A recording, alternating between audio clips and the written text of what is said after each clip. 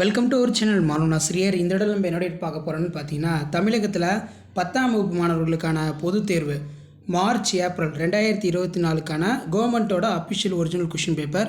So கண்டிப்பாக இந்த question பேப்பரோட கொஷினை நல்லா பார்த்துருப்போங்க. இந்த கொஷின் பேப்பர்லேருந்து நம்ம கொஷின்ஸ் அப்படியே வந்து பார்த்தீங்கன்னா ரிப்பீட் ஆகும். ஸோ உங்களுக்கு public examination 10th standard students first time நீங்கள் எழுத போகிறீங்க. ஸோ நமக்கு கோட்டையிலி ஆஃபேலி மாதிரி கொஷின் பேப்பர் இல்லாமல் காமன் கொஷின் பேப்பர் இந்த மாதிரி தான் வந்து பார்த்தீங்கன்னா எல்லா டிஸ்ட்ரிக்ட்லையுமே இந்த கொஷின் தான் வந்து பார்த்தீங்கன்னா உங்களுக்கு வரும். இதில் பார்த்தீங்கன்னா நமக்கு நம்பர் ஆஃப் பிரிண்டட் பேஜஸ் வந்து பார்த்தீங்கன்னா 8ன்னு கொடுத்துருப்பாங்க. கொஷின் பேங்க்குன்னு ஒரு சில கோடு கொடுத்துருப்பாங்க. இதில் தமிழ் பொறுத்த வரைக்கும் 10ஆம் வகுப்பு தமிழ் மொழிப்பாடம் பகுதி 1 தமிழ் தான் இருக்கும். இதில் 10ஆம் வகுப்பு அந்த மாதிரிலாம் வந்து பார்த்தீங்கன்னா குறிப்பிட்டிருக்காது. மொத்த மதிப்பெண் வந்து பார்த்தீங்கன்னா 100, கால அளவு வந்து பார்த்தீங்கன்னா 3 மணி நேரம். இதில் ஒரு சில இன்ஸ்ட்ரக்ஷன் கொடுத்துருக்காங்க, ஃபாலோ பண்ணிக்கோங்க. அனைத்து வினாக்களும் சரியாக பதிவாகி உள்ளன என்பதை சரிபார்த்து கொள்ளவும், அச்சுப்பதிவில் குறை இருப்பின் அரை கண்காணிப்புடன் உடனடியாக தெரிவிக்கவும், நீலம் அல்லது கருப்பு மையினை மட்டுமே எழுதுவதற்கும் அடிக்கோடிற்கும் பயன்படுத்த வேண்டும். ஸோ பிளாக்கு அதே மாதிரி பார்த்திங்கன்னா ப்ளூ வந்து பயன்படுத்தலாம். இதில் பார்த்திங்கன்னா நமக்கு வினாத்தாள் 5 பக்கங்களை கொண்டது. உங்களுக்கு பப்ளிக் எக்ஸாமினேஷன் பொறுத்த வரைக்கும் கொஷின் பேப்பர் 5 பக்கம் இருக்கும் தமிழுக்கு. விடை தெளிவாகவும் குறித்த அளவினாலும் சொந்த நடையிலும் அமைதல் வேண்டும். ஸோ ஃபஸ்ட்டு வந்து பார்த்தோன்னா 15 1 மார்க் வந்து பார்த்தோன்னா கொடுத்துருக்காங்க. பகுதி 1ல் நமக்கு எப்போவும் 15 1 மார்க் இருக்கும். அனைத்து வினாக்களுக்கு விடை எடுக்கவும், கொடுக்கப்பட்டுள்ள 4 விடைகளில் ஏற்புடைய விடையினை தேர்ந்தெடுத்து குறியீட்டுடன் விடையினை சேர்த்து எழுதவும். இதில் பார்த்தீங்கன்னா 1 மதிப்பெண் வினா வந்து பார்த்தோன்னா கேட்டிருக்காங்க. ஸோ கண்டிப்பாக வந்து பார்த்தீங்கன்னா நீங்கள் ஆப்ஷன் எழுதி தான் வந்து பார்த்தோன்னா ஆன்சரை வந்து எழுதணும். ஸோ அந்த மாதிரி வந்து பார்த்தோன்னா பார்த்துக்கோங்க. ஸோ 1 மார்க் பொறுத்த வரைக்கும் புக் பேக் நல்லா தரவாக பார்த்துக்கோங்க. புக் பேக்லேருந்து கண்டிப்பாக 1 மார்க் 10 வந்து கேட்பாங்க. ரிமைனிங் மட்டும் மேபி வந்து பார்த்தீங்கன்னா தமிழில் இன்சைட் கேட்கலாம். ஸோ இதில் வந்து பார்த்தீங்கன்னா நமக்கு 1 மார்க்கில் எப்போவுமே பாடலை படித்து பின்வரும் வினாக்கள் 12, 13, 14, 15ன்னு கொடுப்பாங்க. ஸோ பாடல் வந்து பார்த்தீங்கன்னா நல்லா பார்த்துக்கோங்க. அடுத்து பகுதி 2 வந்து பார்த்தீங்கன்னா மதிப்பெண் 18. இதில் 4 × 2 8. ஸோ கண்டிப்பாக இந்த கொஷின் பேப்பரில் கூடிய கொஷின் எல்லாம் நல்லா பார்த்துருப்போங்க. கம்பல்சரி வந்து நல்லா பார்த்துருப்போங்க. 21வது வினா வந்து பார்த்தீங்கன்னா கட்டாய வினான்னு கொடுத்துருக்காங்க.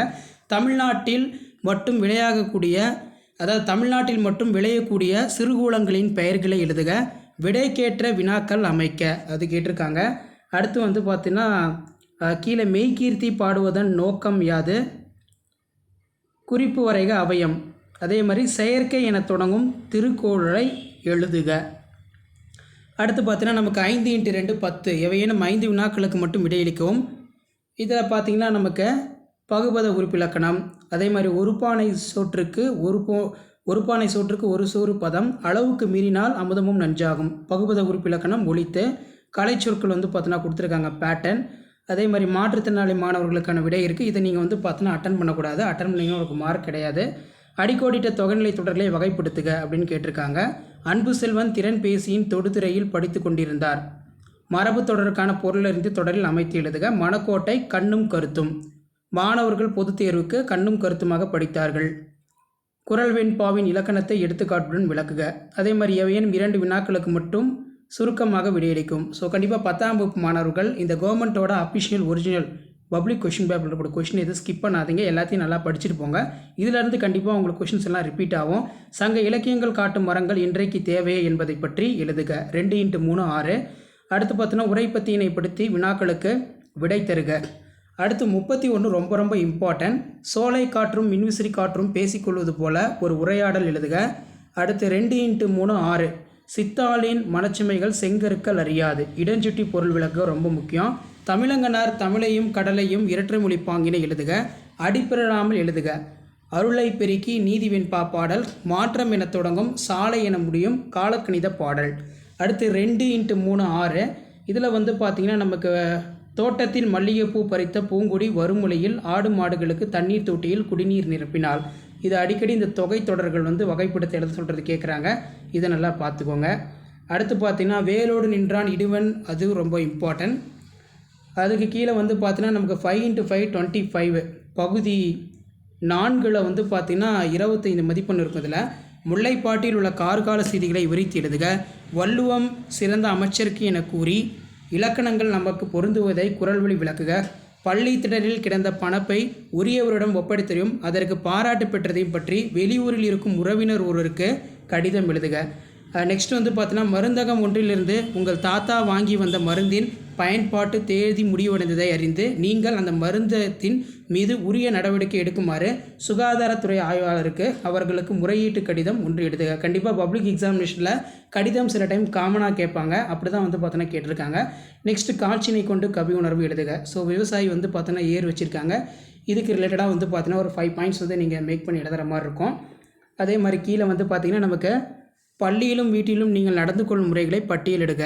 அதுக்கு கீழே வந்து பார்த்திங்கன்னா அமுதன் தன் தந்தை மாணிக்கமணி அவருடன் நூலகத்தின் உறுப்பினராக வேண்டி அந்த நூலக உறுப்பினர் படியும் வந்து பார்த்தீங்கன்னா கேட்பாங்க.